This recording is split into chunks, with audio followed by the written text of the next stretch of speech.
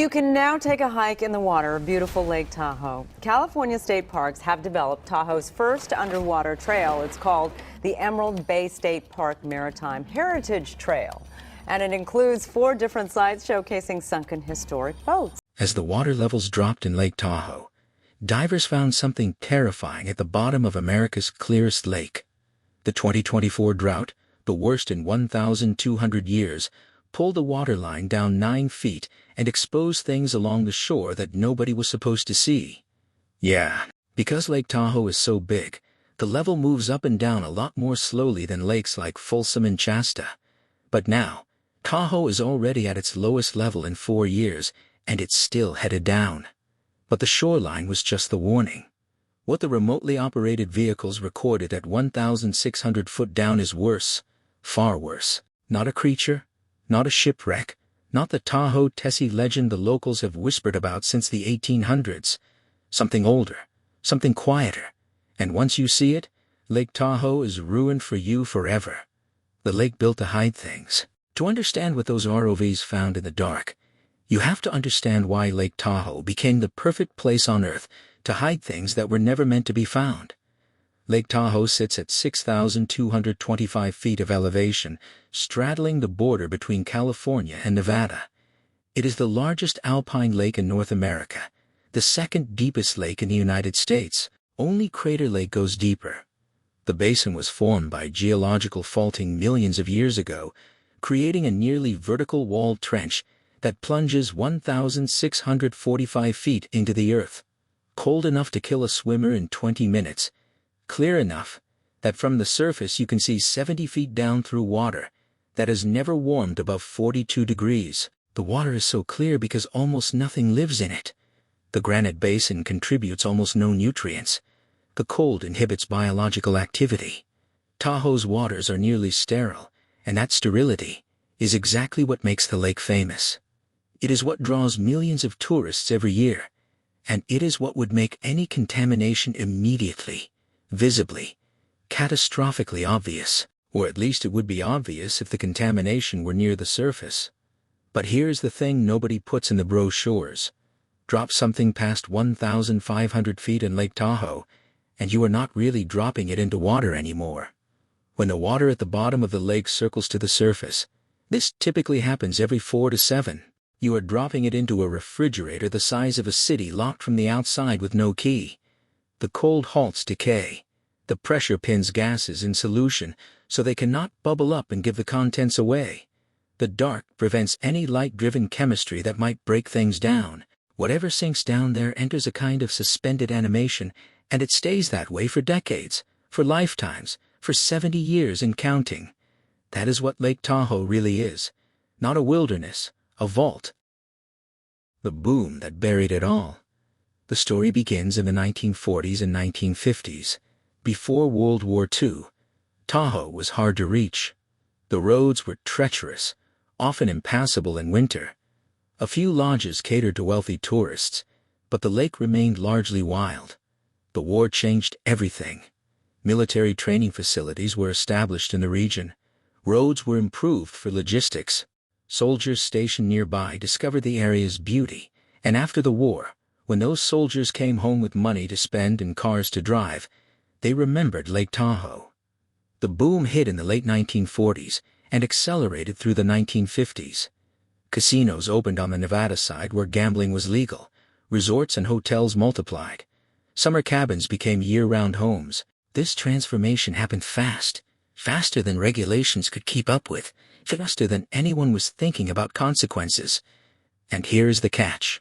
The boom generated waste, enormous quantities of waste, construction debris from the hundreds of buildings going up, sewage from the growing population, industrial chemicals from the businesses servicing the casinos, old equipment, old vehicles, old everything that needed to go somewhere.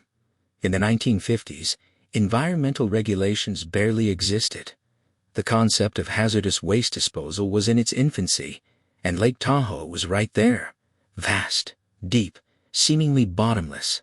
Why pay to truck waste over the mountains when you could dump it in the lake at night? The practice was open enough that locals knew, but hidden enough that tourists did not. Construction crews disposed of debris directly into the water. Businesses dumped chemicals that would later be classified as toxic. Old cars were pushed off cliffs into the depths below, sometimes with their tanks still full of gasoline and oil. Lakes across America were used as dumping grounds in this era. What made Tahoe different was the scale, the depth, and the peculiar chemistry that preserved every single bit of it. When the environmental movement gained strength in the 1960s and 1970s, some of the visible dumping stopped. Regulations were passed. Monitoring began. The Lake Tahoe Basin became the subject of intense environmental attention precisely because its clarity made changes so visible. But nobody went to the bottom. The cost was prohibitive. The technology barely existed, and frankly, nobody wanted to know what was down there. The lake looked clean. The surface stayed clear. Whatever had been dumped in the 1950s had sunk out of sight, and out of sight meant out of mind. For 70 years that calculation held. Then came the drought. What the shore revealed. The 2024 drought was the culmination of years of below-average precipitation. Snowpack in the Sierra Nevada dropped to record lows. The streams feeding Lake Tahoe slowed to trickles. Evaporation exceeded inflow, and the lake level dropped. 9 feet does not sound like much for a lake, 1,645 feet deep. But the drop happened at the shoreline, and as the water receded, it exposed things that had been underwater for decades. The first reports came from hikers walking newly exposed stretches of beach. Tires, bottles, unidentifiable metal objects corroded beyond recognition, easy to dismiss as ordinary litter. Then the divers showed up. Colin West is the founder of Clean Up the Lake, a Tahoe nonprofit that has spent years scuba diving the lake's perimeter and hauling out trash. Years 72 miles and more than 20,000 pieces of trash later, the Clean Up the Lake effort in Lake Tahoe is preparing to embark on their final mission. What a huge mission it was. Joining us now to talk about this final dive is the founder and the executive director of Clean Up the Lake, Colin West. Thank you for being with us, Colin. We appreciate it, man. Thanks for having me, Ty. I appreciate it. By summer 2024, his teams were operating in shallows that had been inaccessible for generations, and what they were finding had stopped being trash. They were finding cars, dozens of them. Cars from the 1940s, the 1950s, the 1960s. Some appeared to have been driven deliberately into the water. Others had been pushed or towed in, scattered across the lake, concentrated near old roads and access points. The condition of the vehicles was the part that put hairs up. The cold water had prevented the corrosion that destroys submerged cars in other environments. Paint was still visible on some. Interior features remained recognizable, as if the cars had been driven in yesterday and were simply waiting to be retrieved. West has described pulling onto sites where his dive lights hit a 1957 sedan, and his first instinct was to check whether someone was still inside. Think about that for a second. A diver in 2024, swimming up to a vehicle that has been on the bottom since Dwight D. Eisenhower was in the White House, and reflexively looking through the driver's side window the way you would at a wreck on the highway. That is how preserved these cars are. The doors still have door handles. The dashboards still have dashboards. The license plates on a few are still readable. One of them traces back to a registration that was never reported stolen. The car simply went into the lake, and the paperwork went into a drawer, and nobody asked any further questions for half a century. But cars were not the disturbing part. Old vehicles and lakes are common. What was disturbing was what the cars were sitting on top of. If this is the kind of story that pulls you in, the kind where the bottom of the lake has been keeping a secret longer than most people watching this have been alive, do me a favor and hit subscribe. We dig into the histories powerful people would rather stay buried, and there is a lot more coming. Now back to what was underneath those cars. What the ROV has found. The Clean Up the Lake teams have been sharing data with researchers at UC Davis Tahoe Environmental Research Center, the institution that has been monitoring the lake's water clarity since 1968. As the survey expanded into deeper water, the operation outgrew what scuba divers could safely do, so they brought in the robots, remotely operated vehicles, ROVs, equipped with lights, high-definition cameras, sample arms, and tethers long enough to reach the basin floor. The footage from intermediate depths, 200 to 500 feet, showed more of the same: more vehicles, more debris, more evidence of decades of casual dumping. Then they went deeper, below 1,000 feet. The ROV cameras entered a different world. The last traces of sunlight disappeared. The temperature dropped to the low 40s and stayed there. The pressure increased to levels that would crush an unprotected human body, and the debris kept coming. At 1,400 feet, the ROV's lights illuminated something the team initially could not identify: large cylindrical objects. Dozens of them scattered across the lake bed. Barrels, industrial drums, the kind used to store and transport chemicals.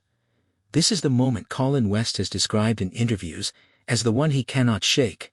He is in a heated cabin on a research boat, drinking coffee, watching a screen, and the screen is showing him what looks like a graveyard. Row after row of corroded metal cylinders, sitting in the dark exactly where someone left them. Some still bearing visible markings, manufacturer logos, chemical codes, handling instructions. And here's what gets you. The ROV's lights only reach so far. So, you see a barrel, then two, then a cluster of 6. Then the operator turns the camera, and there are more behind those, and more behind those, fading out into the black water beyond the lights. You do not see the end of the field. You just see that the field keeps going, and you start to understand that the number of barrels down there is not measured in dozens. It is measured in hundreds. He knew immediately what he was looking at. Industrial drums do not end up at 1,400 feet by accident. They do not roll down hills into the water. They do not fall off boats. Someone transported them to the lake and dumped them deliberately in water deep enough that no one would ever find them. Or so they thought. The ROV surveyed the field for hours, documenting hundreds of containers. The distribution pattern suggested multiple dumping events over an extended period. Some had been dropped in clusters, others scattered individually. Some had been full when dumped, others had drifted before coming to rest. But the most disturbing discovery came at 1,600 feet, near the maximum depth of the ROV's operational range. The barrels there were different, larger, more heavily constructed, and they were not just corroded, they were leaking. The water was never clean. The cameras captured plumes of material seeping from ruptured containers. In the cold, still water, these plumes did not disperse quickly. They hung in the water column, visible clouds of whatever had been stored in those drums, slowly diffusing into the surrounding environment. The team ordered water samples taken as close to the leaking containers as the ROVs could safely approach. The samples were sent to the labs at UC Davis Tahoe Environmental Research Center. Jeffrey Schlado, the center's longtime director, has been studying Lake Tahoe for over 2 decades. He has watched the lake's clarity decline by feet over the years. He has published the data. He has testified at public meetings, but the results that came back from the deep barrel samples were of a different category entirely. Heavy metals, lead at concentrations hundreds of times higher than safe levels, mercury, cadmium, arsenic, industrial solvents that had been banned for decades, chemical compounds that modern regulations classify as hazardous waste requiring specialized disposal. The barrels contain the toxic byproducts of mid-20th century industry, dumped in Lake Tahoe because someone calculated that the cost of proper disposal was not worth it, and the lake was deep enough that no one would ever know. That calculation was wrong. It just took 70 years to prove it. Schlado's team pieced together a likely timeline. The heaviest dumping appears to have occurred between 1948 and 1965. This corresponds to the casino development boom on the Nevada side and the broader post-war construction surge. The chemicals are consistent with industries active in the region during that period: metal processing, automotive services, dry cleaning, industrial laundry facilities serving the hotels and casinos, photography processing labs, paint and coating manufacturers. All of these operations generate hazardous waste. In the 1950s, disposing of it properly was expensive and in many cases legally unnecessary, so they dumped it in the lake. The logic was simple. Lake Tahoe was deep, impossibly deep by normal standards, Whatever went down would not come back up. The cold would slow decomposition. The depth would prevent anyone from seeing what was on the bottom, and the lack of mixing between deep and surface waters would keep the contamination isolated. For decades, this logic held. Water quality monitoring focused on the surface. The deep lake was assumed to be pristine because nobody could check. But containment is not permanent. Metal corrodes even in cold water. Seals fail. Contents leak. And here is where Schlado's data turned the story inside out. His samples found trace amounts of heavy metals at shallower depths than they had any business reaching. Means in your daily life.